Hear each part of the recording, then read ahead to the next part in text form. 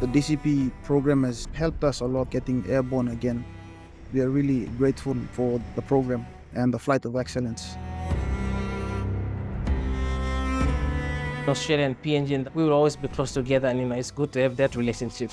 When I was here in the 1990s with Air Transport Squadron back then, I had the privilege of training PNG pilots. Now I've come back 20 plus years later, and now I'm training their sons. And so that's just a fantastic feeling, and another part of that relationship building between myself personally in this case and the PNG Defence Force and the people that we associate with.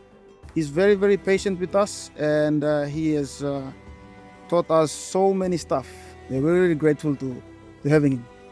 I'm thoroughly enjoying training the PNG pilots, the maintenance team and the executive team and so on. I've had a long association with training PNG pilots, and I always had an affinity with the country and the people.